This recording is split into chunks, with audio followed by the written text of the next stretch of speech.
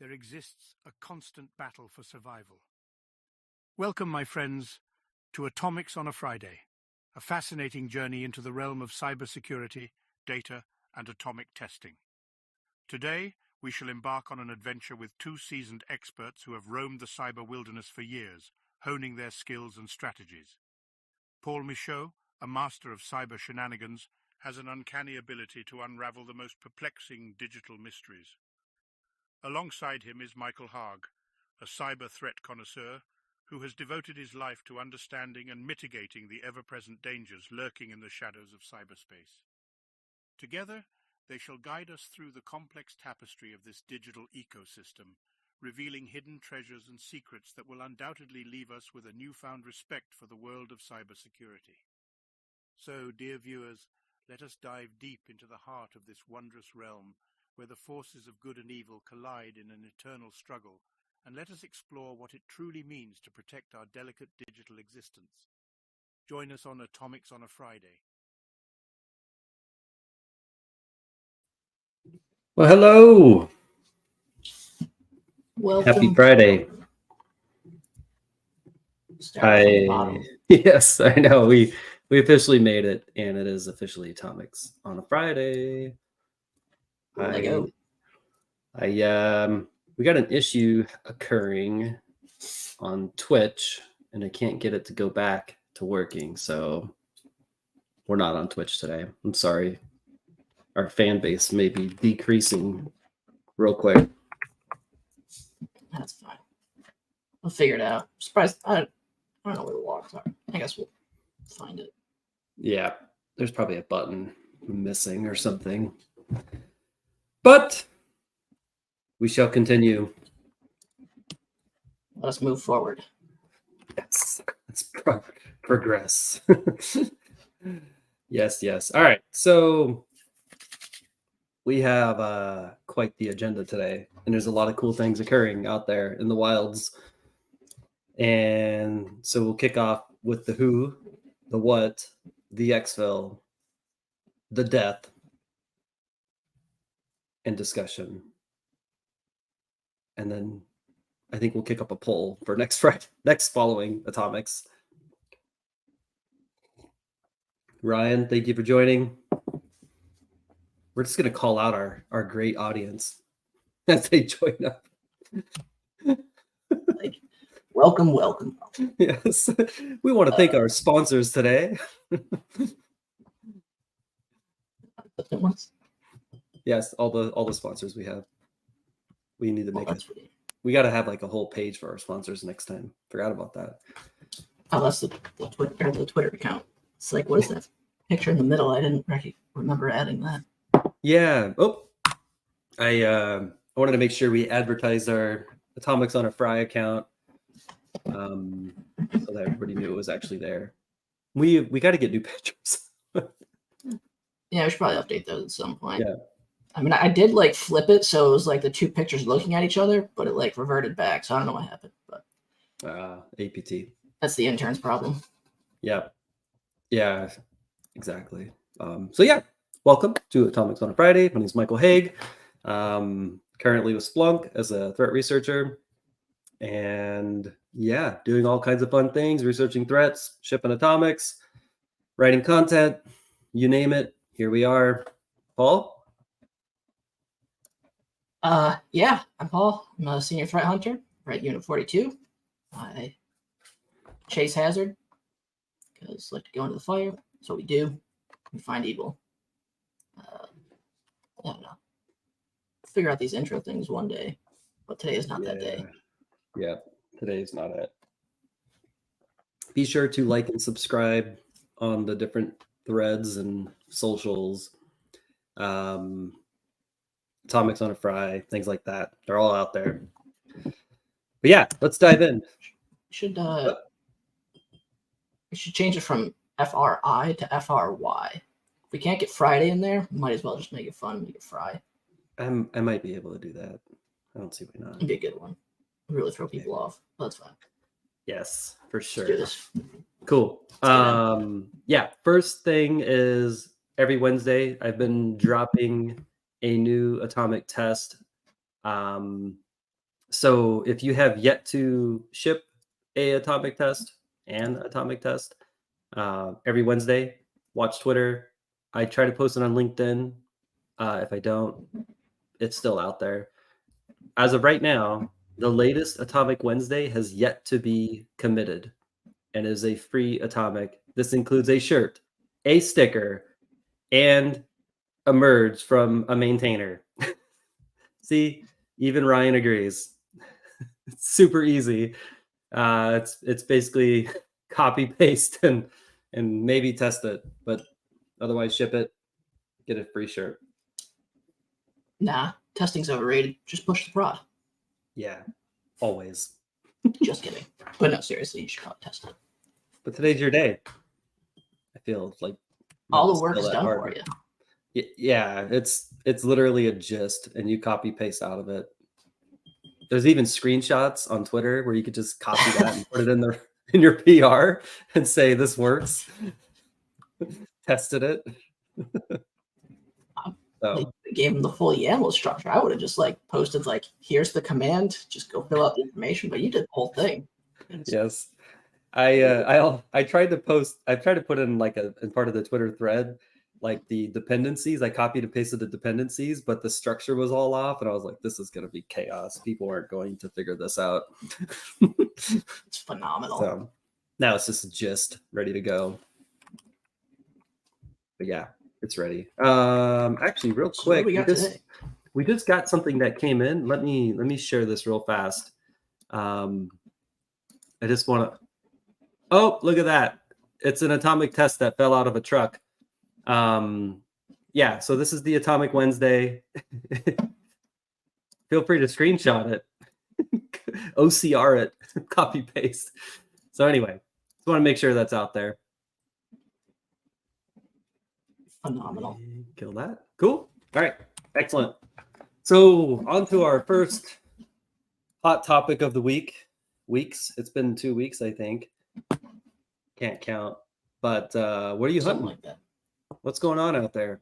What's been all the rage?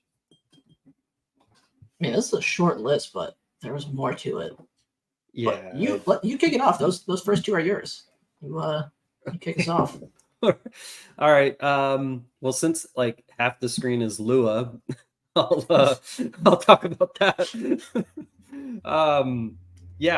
Adversaries have been abusing embedded devices by dropping in Lua backdoors, and this includes Barracuda. This includes a couple others that are out there on the edge, and they gain access, drop these backdoors, and persist for a lifetime because nobody looks for this stuff.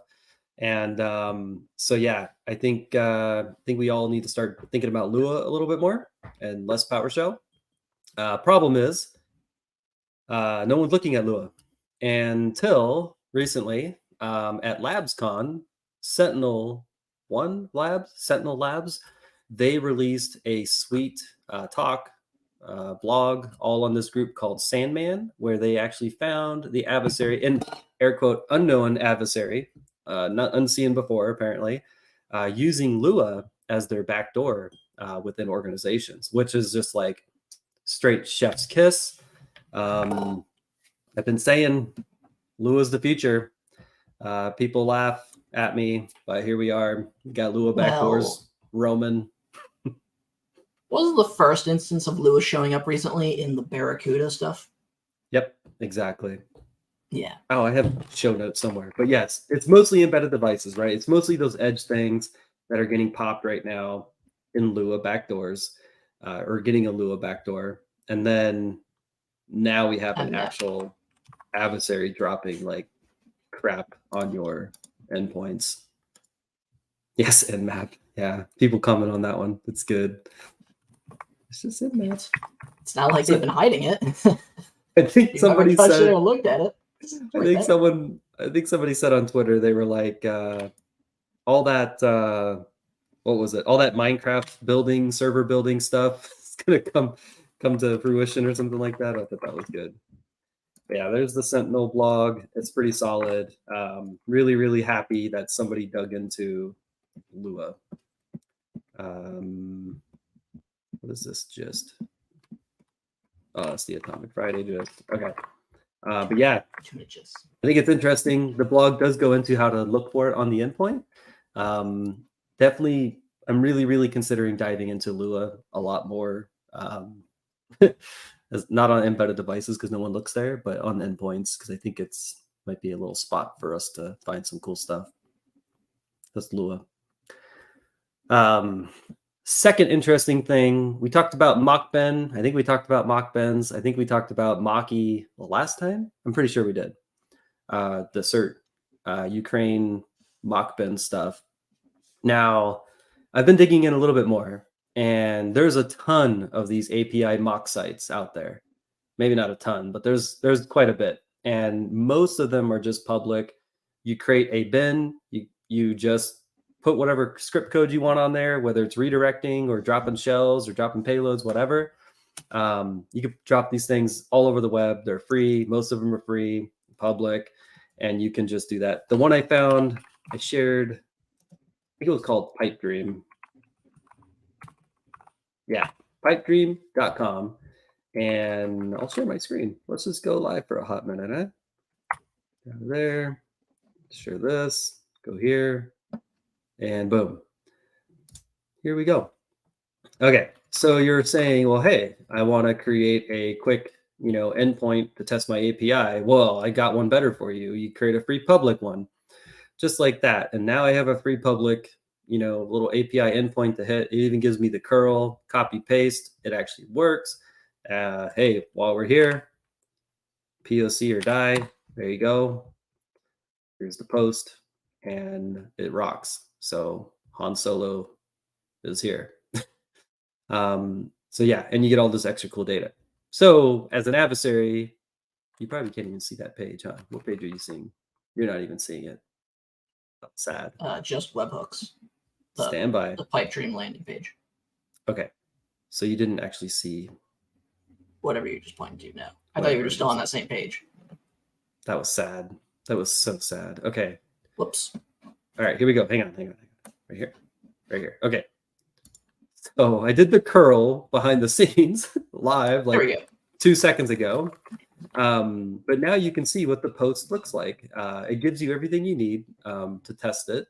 So yeah, you get your endpoint, you get all your stuff, you could post all these things to it, all that kind of, yeah. It's pretty cool. These tools are neat.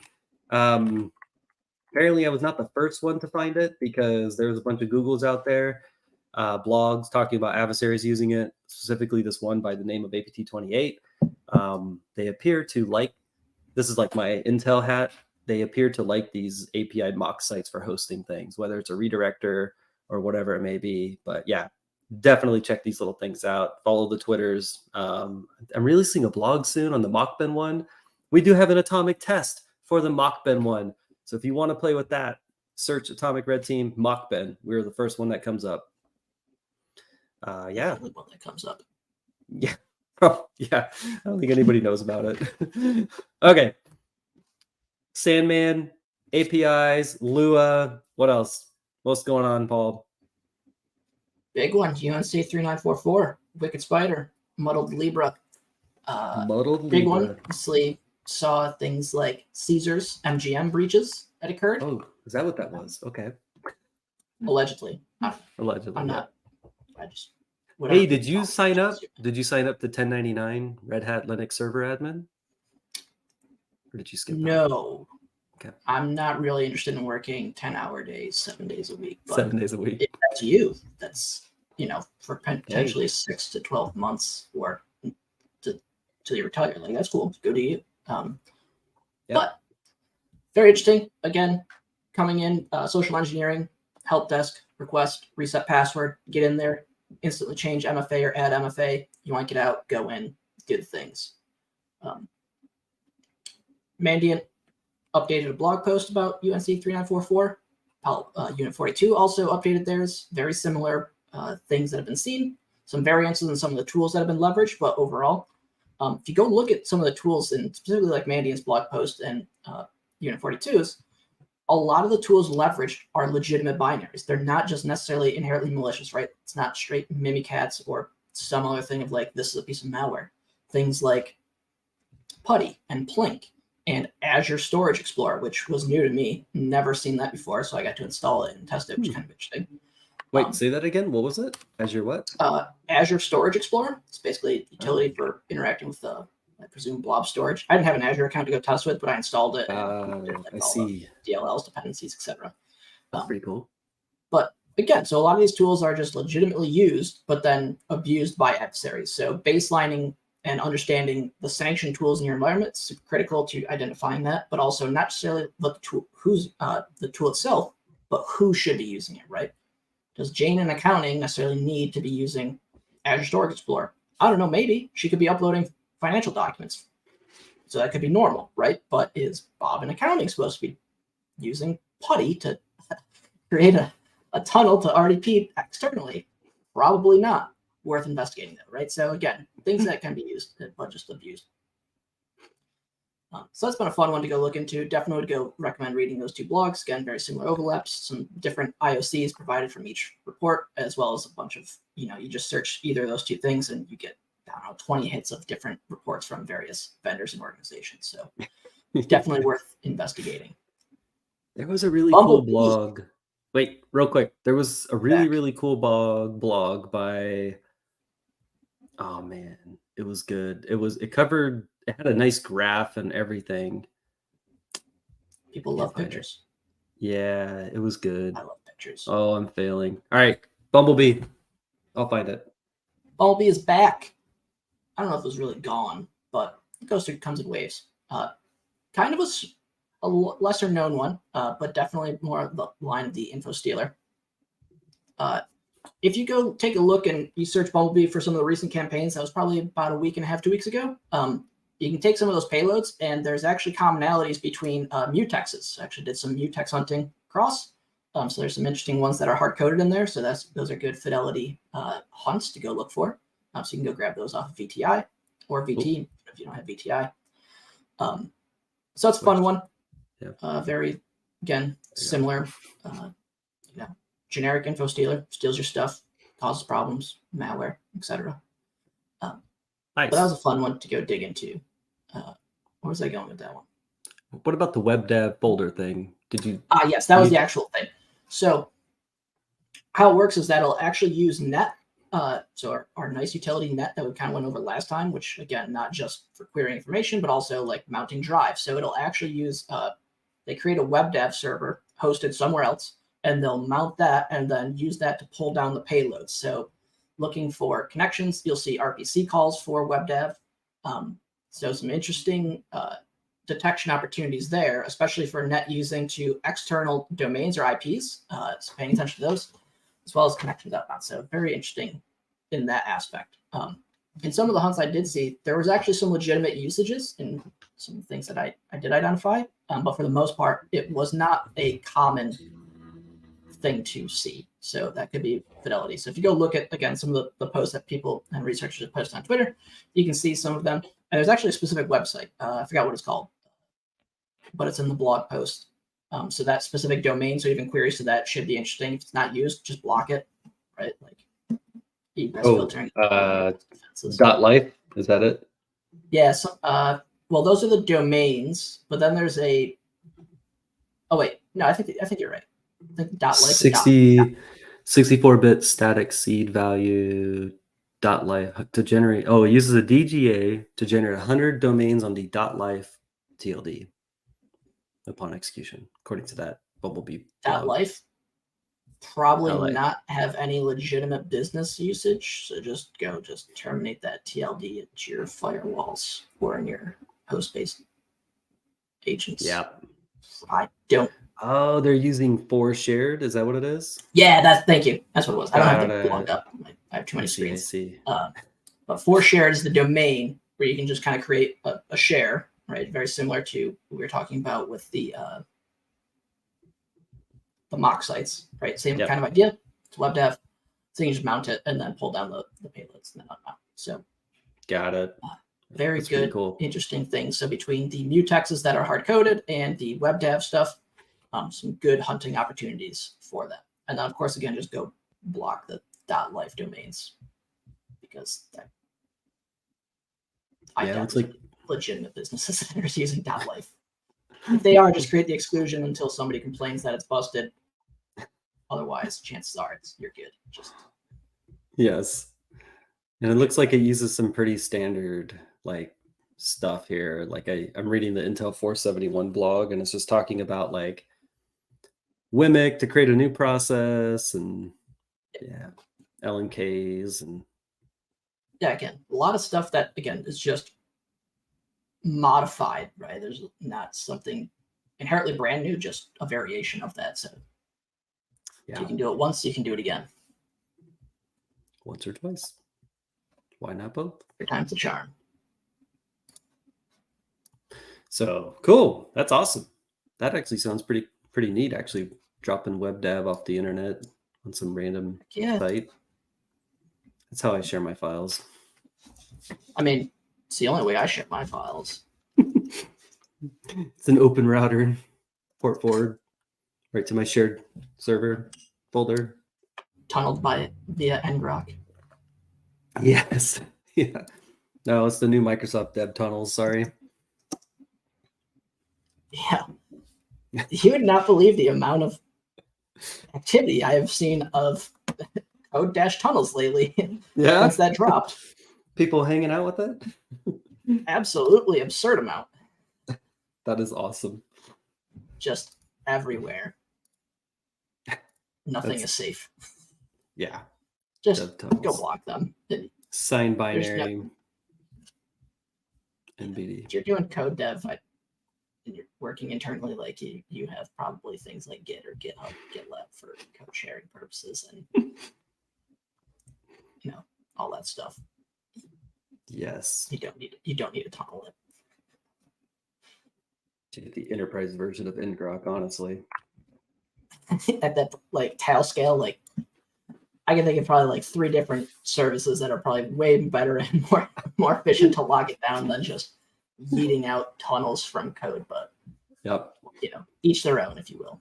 Speaking of yeeting out things, I was hunting through VT a little bit, looking for more mock bins and just a couple other different ones, and there's a bunch of like interesting little malwares out there that use mockbin and whatnot. I even found, I think it was like a couple like Linux coin miner type things that reach out to it. Some legitimate services use it too. It seemed like they were like validating or testing if their stuff connected back or something to like an API. So they were mocking it up. I thought that was interesting, but yeah. Lua. It's the new hotness. PowerShell's dead. It's been dead. Yes. All right. On to today's funsies. Our time is usually the same. We do about 20 minutes-ish of that. Of rambling. Yep. So Hot on takes. to the actual exfiltration of what you're all here for, I'm sure. It came from a Twitter poll, yeah? Yep. Yeah, we tried something different. We got about 4 votes. All 4 viewers fully participated in this. Were they all for exfil or was it split? It was like 2 for exfil, then the rest were the other ones. So it was pretty heavy. The other ones. Yeah. Yeah. I should have voted. I didn't even think about it. I don't think I voted either. Yeah, next time. Wait, maybe I did. I don't know. Maybe next time we'll just do Lua because there's enough Lua coverage in the world. All right. So. Oh, hey, you clicked it. Cool. All right. Yeah. Exfiltration. Exfil. Steal stuff out of the network. Yeah. I was Googling around a little bit before the show, and it's kind of interesting reading how people document how an adversary does exfiltration. And it was just very like, and then they do exfiltration. And I was like, well, what do they do? And a couple of Mandiant blogs will say like, oh, they zip it up and then they send it to, a place or a location, right? And I was like, that's very interesting that it's very lightly covered. It's not so like in depth, maybe because it's visibility and what they actually can see in these blogs, But I thought that was interesting. It was very much just like, and then they use Dropbox. Like, oh, cool. Yeah, you don't see too much on like the specifics of the staging aspect, right? Like the data just doesn't leave, right? They have to collect that stuff, put it somewhere, and then either A, just straight upload it, or B, start to chunk it into sizes to try and fly under the radar. Yep. But yeah, it's usually just like, yep, here's a zip file, and then they just yeeted it up into wherever, or use some utility to move FileZilla, Rclone, which we're going to jump into. Or movable devices if it's doing like a physical exfil, or what's it, exfil over something mediums. I don't know. There's like exfil is obviously the tactic, and then there's plenty of sub techniques of ways to exfiltrate data. Yeah, I probably should have copied that link out. Let me find it. But yeah, go ahead. I'll get the link. Specifically focusing today on exfil to web services, which is very common, right? Things of, again, legitimate tools like a Dropbox or a Google Drive or, I guess Mega. I don't know any business that's legitimately using Mega for file storage, but if you are, congrats. OneDrive, right? So again, you're using legitimate things to then move and stage those files and exfil them out of the network.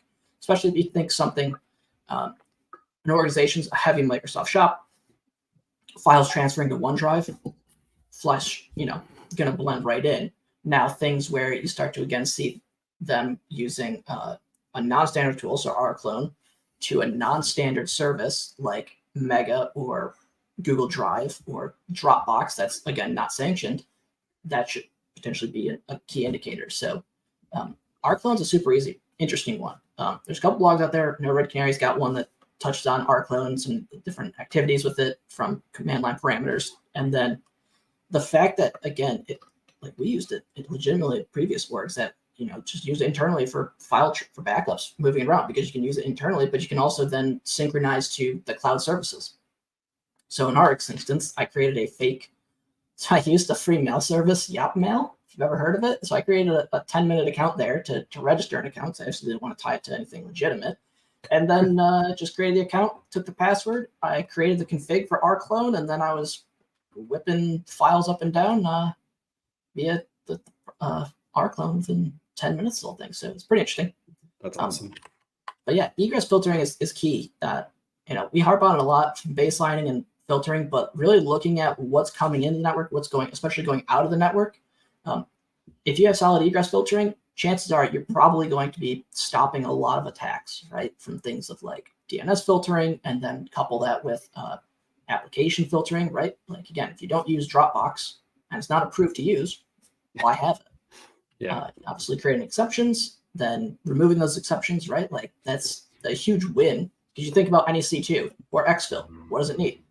A network connection. If you can't connect out, congrats. Like you still have to fix the endpoint side of it, but the network side, at least it's not active. So, and I remember with the Palo Alto firewalls, next gen firewalls, they had all of the categories. I think they're called categories. Apps. Yeah, app categorization, app IDs, like so many different things. It's really solid. I remember to be able to see, like for Mega, like that was always classified, Dropbox, all that stuff. It's pretty solid. Yeah, I think a lot of the next gen firewalls nowadays have similar groupings, right? Like you can actually drop it. It's been a minute since I was actually in like a firewall console, but you could say like, hey, you can browse to, or like do something, right? They can segment out the different functions of whatever that application is, so you could potentially go see it, but you couldn't like upload it or whatever, right? So there's different ways that you can kind of group it. So if you're like, I'm hesitant about just completely terminating it, like baseline it, look at the different options. Each firewall is obviously built differently, but the same concepts still apply across them for the most part. But yeah, definitely worth checking out. But exfil to cloud storage. Yep, I think so. I dropped the TA0010 in the chat there. That's the standard tactic for exfiltration. The high level. And then this is the specific technique. And here we're just kind of looking at some of the procedural examples, right? Boombox, which was last year's MITRE evals for MDR, which came from Oil Rig. So use Dropbox. As you can see here, Dropbox, OneDrive, Dropbox, Mega, Dropbox, Mega. This is like cut, so there's probably like 15 or 20 more, so you can go like actually look at the various procedural examples.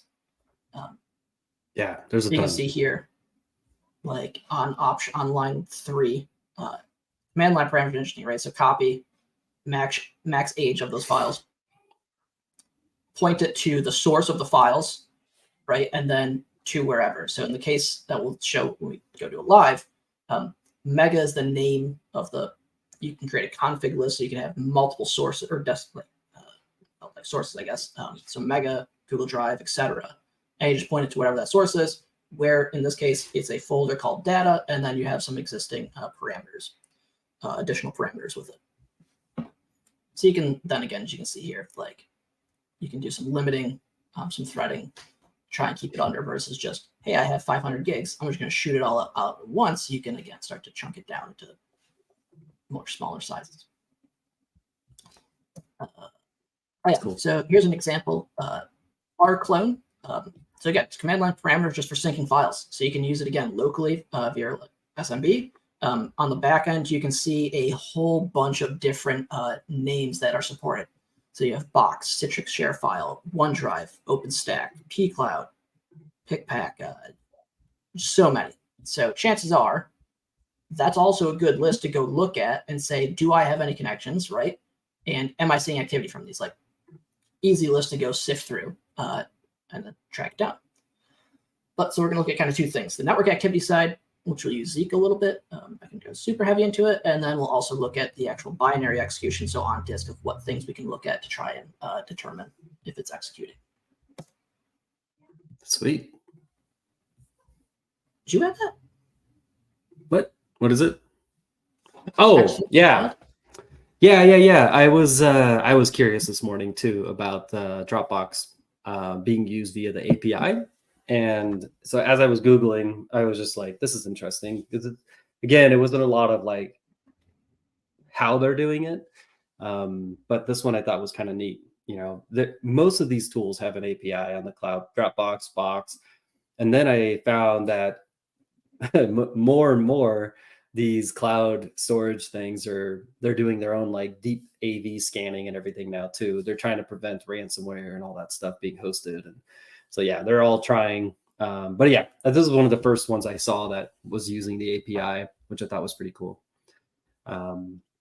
And that's kind of a good example, right? Like if it has an API, you can implement it in a custom binary. You can do it different ways. So exactly, not just focus on a specific tool, right? Like focus on the technique, right? Like, okay, I don't care how they're using Dropbox. If I know my org is a OneDrive shop, it's a Microsoft shop, any other thing besides OneDrive is not accessible, having analytics and detections, looking for things like Dropbox, and then I can start to work backwards. Because if I just try and play whack-a-mole with 20 different tools that could potentially sync files to Dropbox, you're just playing the whack-a-mole game. So think about like, where are the choke points and where's the thing to go?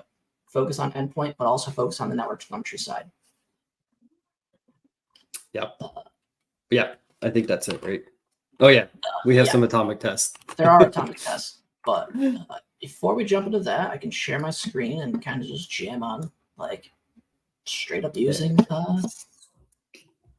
awesome. Whatever this is. Randomly, I found that Rclone has a GUI now. I did not know that. It does? It's new to me. Yeah. It's kind of. Is it a separate tool? Nope. I don't think so. It's experimental. Well, I'll try to get it to work. Unless you've got, I'll just ship you. I mean, I have it. Here's the command. You might have to just run it out to me. Rclone space RCD space.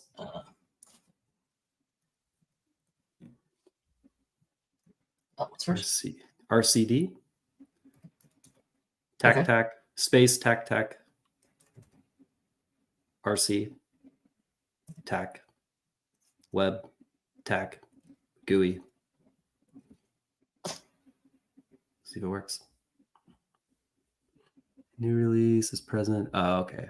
So you got to get a fancy version. Oh, it just went and got it. Boom. Oh, wow. Fancy. All right, let me switch to our demo. There we go. Look at that. you don't even need to use the command line anymore, which is good because it took me a minute to remember this the parameters. But sounds like you yeah. can you manage the config in here too now if you click on the left there. Yeah, I don't want to expose my super secret fake account that I created because the password is just plain text. That's fine. Yeah, but yeah, I'll show so a config when you're done. But yeah, I have a config. Yeah, so you can so obviously be in the UI, which I did not know existed. Within the command line, you can do it's rclone config, and then you can do show, and it'll show all of your config files, or sections, stanzas. Probably a better way to put it, right? Oh, yeah, I did have this. That's pretty sweet. Slide links. But yeah, and then you can list them, you can create them, you can delete them, modify them, right? Add multiple, so you can, and say like, go ship it here, go ship it there, right? You can break it out different ways. But full screen is pretty cool. You can do mounts, I guess. It's pretty lit. So you can create a new mount. Where am I going to go? So again, a lot of different variations. But let's go take a look at command line. The command line. So again, Mike just dropped in the link to the GUI. The same docs will also take you to the different parameters that you can use. Again, just Google Rclone Red Canary. You'll see a thing that has a great listing of different things you can look for from like an endpoint Rclone mega extortion. Perfect. So I already have the config set up. So again, it's very easy. Just Rclone config setup, and then it'll walk you through like what's the email address, what's the password, what do you want to call it, et cetera, and then you just hit enter. So let's take a look at listing what's existing in my mega directory currently. So real quick, I don't specify, go ahead. You created a mega account, yes, like an APT, and you are ready to exfil using Rclone. That's where we're at. Exactly. Okay. Cool. So we're going to exfil some Mimikatz because that's very important. Not the dump files of Mimikatz, just Mimikatz itself, because I want to two things. Well, you can also, we've seen adversaries actually use Mega to store and then pull down payloads as well. So it's not just for exfilling. You can also do ingress tool transfer. Another MITRE technique for you. Just going to be thrown out all day, especially those MITRE evals. Yeah, I don't know how we didn't talk about the MITRE evals in the beginning. Maybe we'll save that for next time. We'll wait for all the results to come in and do some. Some food and holler, but everybody won and got a participation trophy, so they're all good. I didn't get one. It's garbage. Well, we weren't involved, but that's okay. Well, I'm gonna be next time. So you tell them. Go ahead. Sure. All right, so you're using Rclone. List the root directory. You got a mega. Now you're going to list your remote mega directory. Yes. Cool. Takes a second, and then you can see. So the numbers are the file size of the. I like this comment. That is awesome. Yes, this is insane. Thank you for listening today. Mega and Rclone is insane. I agree. Yep. Super cool tool. We'll probably start using this at home for backups. Mega. Just kidding. Backups. Yes. So you can list a directory, right? And then determine if things are there. But what you can then do is say, okay, I want to copy, let's say, mega. Let's do test.text to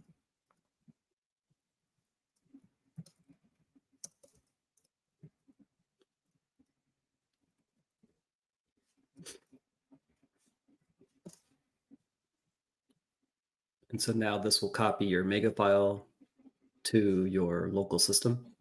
Your Mimikatz. Apparently, Mimikatz. We're going to exfil the Mimikatz. We're going to pull in a payload that's a test file, and then we're going to exfil our tools because we don't want the defenders to have our tools. So we're going to hide them. Now, Paul, have you seen adversaries masquerade the Rclone binary as well? Not specific rename it, masquerading, like renaming. No. But we're going to touch on some internal stuff of the binary in a second. Cool. But as you can see here, so this is where I downloaded the file to, right? Actually, that's the command, right? So I said, hey, go to Mega, take that test file, drop it into C users or like Bachman's root directory, and there it is. Cool. That's awesome. Yeah. So now let's do. I'm really curious what daemon.exe is, but we'll get to that next time, I guess. Oh, that was from my testing of the Havoc C2 framework. Okay. They're called demons, if I remember correctly. It's been a minute since I had that spun up. Pretty cool C2 framework. That's cool. Just hanging out in the temp directories. All right.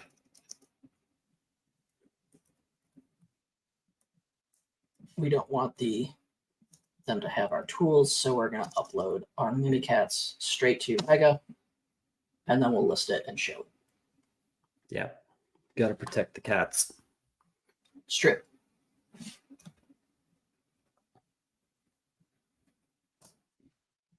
And what we should see, if it worked, is Mimikatz inside of the Mega. If I remember correctly, with Rclone, it's all encrypted tunnels and all that, right? Like it's pretty ridiculous, right? It could be to the service. I'm pretty sure it uses like TLS and all that. That's like one of the whole nice things. That, but we could. No, it's cool. Yeah, I was just super curious. But yeah. Right, so before we jump into some Splunk Zeke data, let us take a look at Rclone.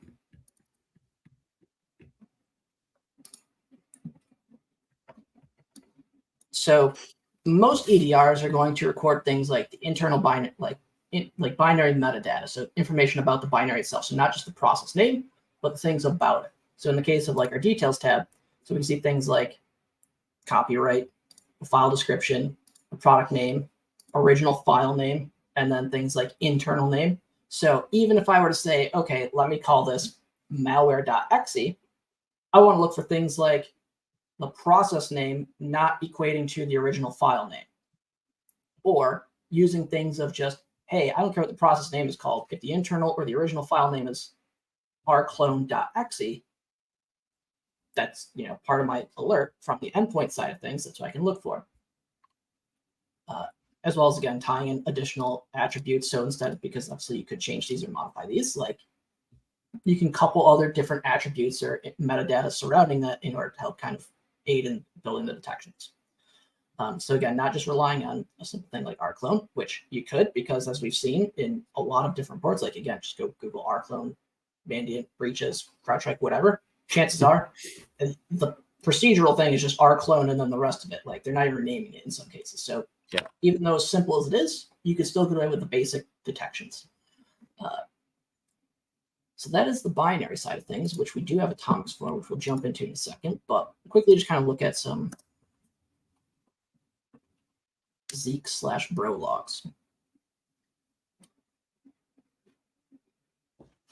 So in this case, we can see some interesting network telemetry being, where'd it go? So the host, so connections. So on Mega's website, there's actually 3 specific domains that are noted for legitimate usage. Now, of course, those could change over time, but connections to those could absolutely be used.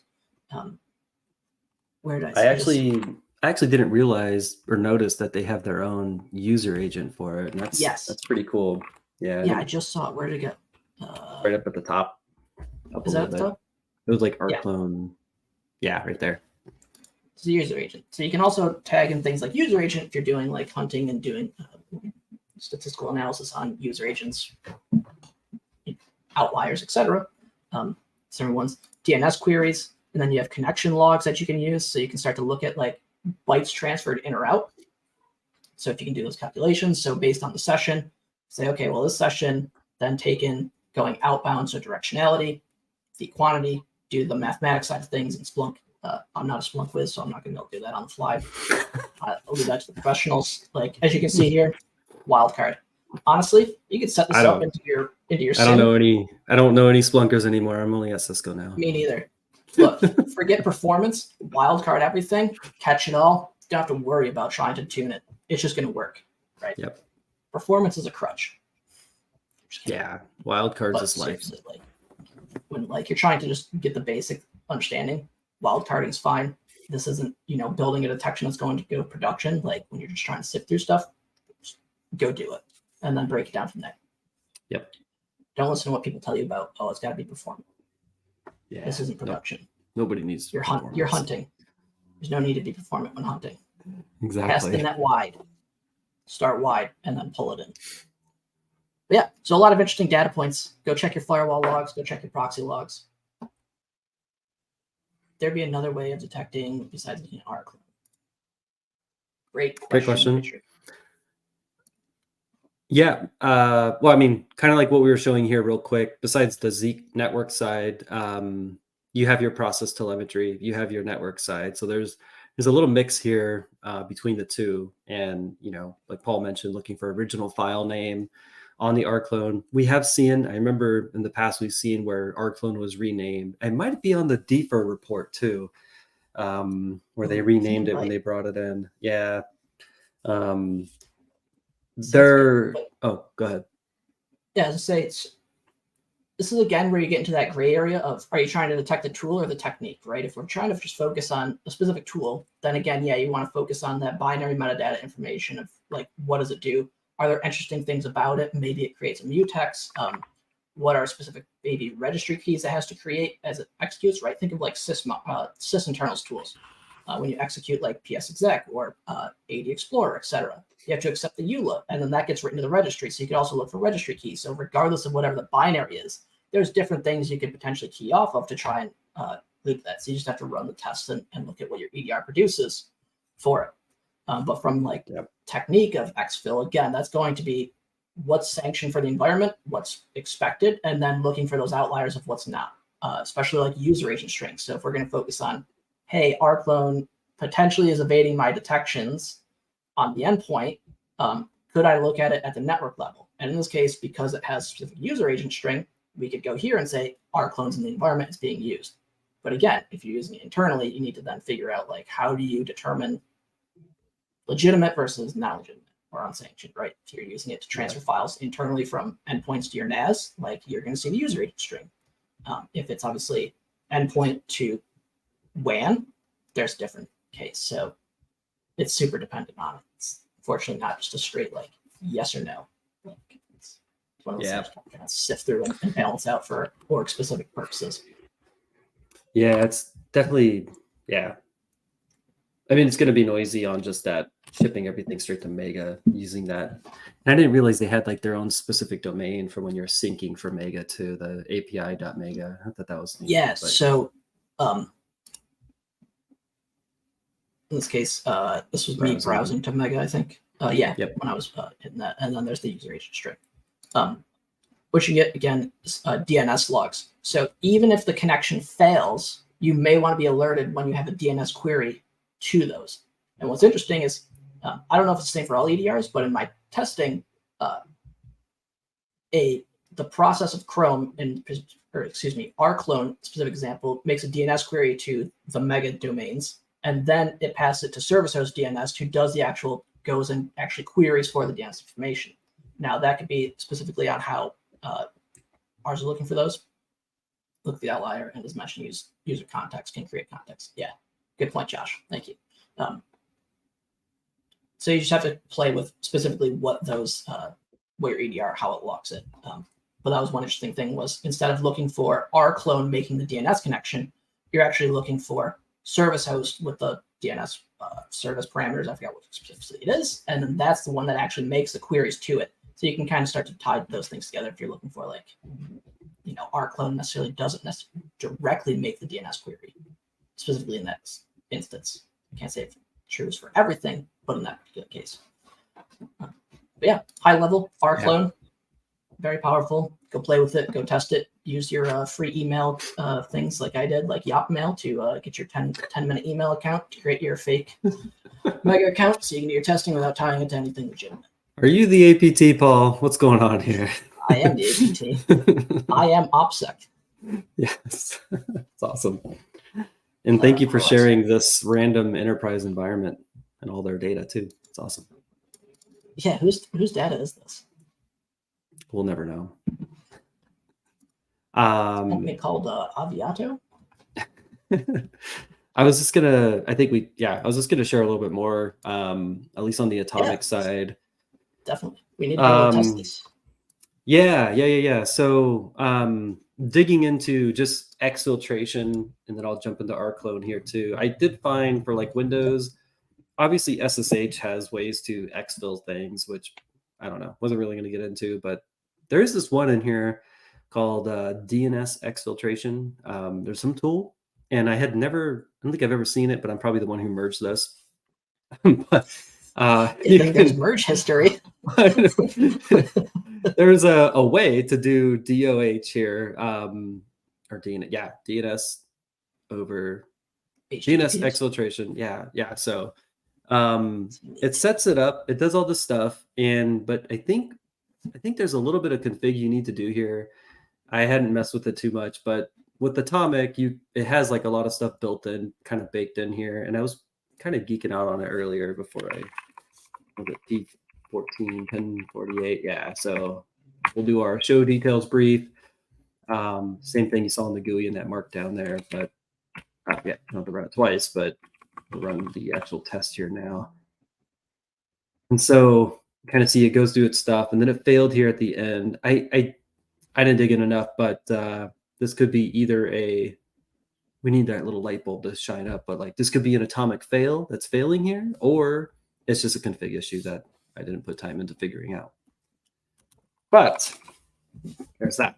So check that out. T1048, DNS exfiltrator, invoke atomic, in case you need to see that real quick. And then, T1567, we apparently only have Mega in here for an Rclone and Mega, which is really cool and is related to the deeper report that they call out. And as we were talking a bit ago, this is one of the deeper reports where they use Rclone to copy out, as you had mentioned. You can set the years as 5 years, and they're looking for all these file extensions to ship. You mentioned, Paul, the config file, and the config file looks like this. You can run, I think it's Rclone config. Yep. And yeah, right here, Rclone config, and it has like this cool little promptiness that comes up, and you can makes it real easy to set this up. But in this particular case, the atomic test sets this up. It's very generic. I don't think there's anything there. If there is, I'm kind of curious who runs this account. if there's something there. So yeah, the atomic test will get you going, and here's all the right, everything you need.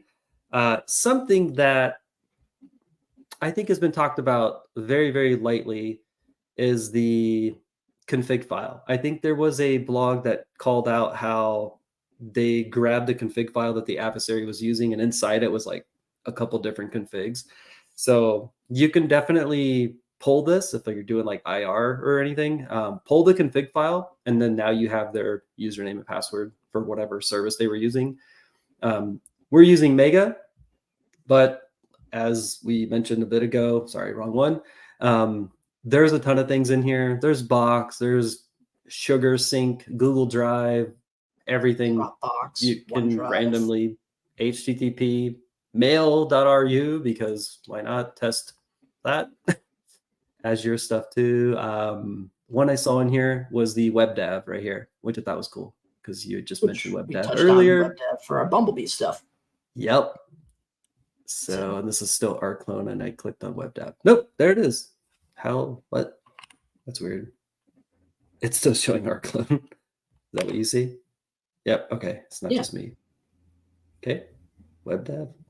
Rclone config WebDAV. Am I missing it? Well, it's configuring WebDAV. For WebDAV. Got it. That's Okay. You'll cool. see that. So yeah. Yeah. Each config will have within its stanza, because you can multiple stanzas. You can see like the different sections that'll have in each stanza. So obviously each service is going to have its own requirements, whether it's API tokens, username, password, etc. Special configuration options that you get prompted for, or can just again copy paste. But most of the time we see Rclone gets dropped along with the config file because it already exists. Like they already fill it out, so you just drop it with the binary, and it's there. Yeah, this would be the piece you would see in that config file when it's all done, basically. Yeah. So like per example, so you'd see like the vendor. Was it for share? Is that what that that one? Yeah, for shared. For shared. Yeah. So it would be just like that, basically. Yep. Nice. But yeah, listing directories, all that. And then there is a bunch of built-in commands. Yeah. Um, Ton of them. We only yeah. touched on 2 of them, which were actually technically 3: config, listing, and copy. And you use the new GUI application. It did, which didn't realize existed. So that's obviously super helpful. Till this So very looking moment. for maybe yeah. network connections to a local host on whatever that port was, 57 something.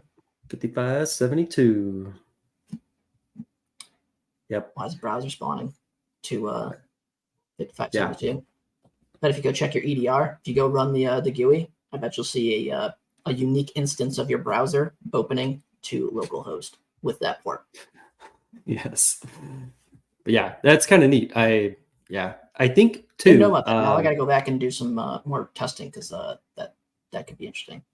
Yeah, from what I was right here, the API, the API piece is what I was kind of going after. I was kind of curious what there was on the API side, and so that might be something to check out too if there's more for Rclone APIing. But yeah, what else was I going to show? Yeah. The atomic test. That's what everybody's here for. So let's kick back.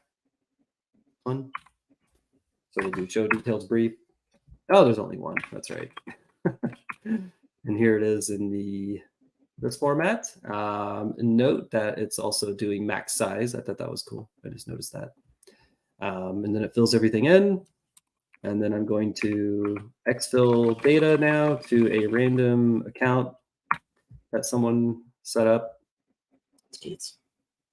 Yeah, yes, it's Keith or Tony, whichever.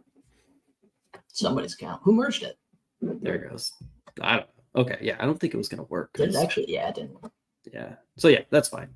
But yeah, definitely, obviously, modify and play with this yourself so you can play with your own data being exfilled. It did something. Copied my git log. Okay. And then I don't what know what else? just got exfilled, but something just got exfilled. Yeah. Yeah. Better call an IR. Yes, call the IR. Okay. So yeah, and then there's all that. Okay, so then my quick 1 minute quick refresh here, see what we find. And then yeah, so here's all the standard atomic setup stuff, which go after if you'd like. Jump into jump into one of those process executions of Rclone. Like event ID 1, I think, process start. Yep.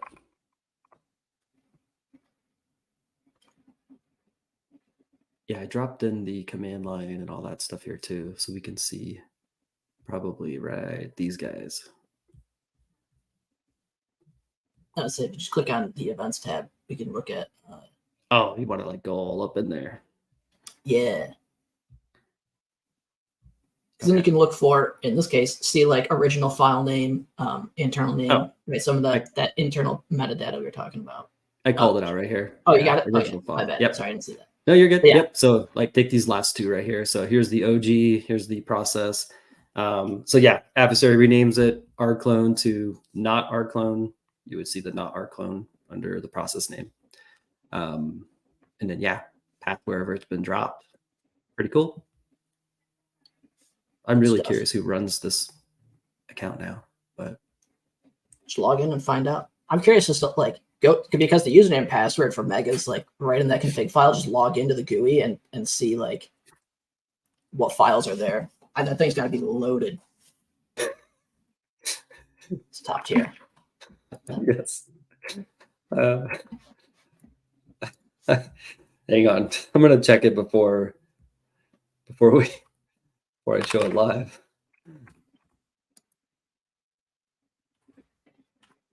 Maybe that account's actually not real and it's just staged. Could be the case. Don't know. It's logging in. Let's see. Awesome. Oh, it's invalid. Okay. All right. Bummer. So we tried. Yeah. Maybe you can create a fake Yotmail one and yeah. Yeah, exactly. So yeah, there's all of our atomicing. We got all that in there. Get back to what's left of the day here. That demo. Did the demo. And then I think that's it. We'll spin up another Yeah. poll for next week's technique breakdown. Yeah. Twitter poll will be going out. Please, please, please, please, all the thousands of you sign or click the button for your favorite T number, and then we'll dive into it. Buttons.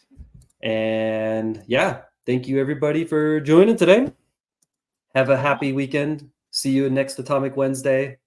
Don't forget. Free t-shirts Thank and you. stickers for all. Yes, everybody gets a free shirt and sticker. Thank you. Toodles, y'all.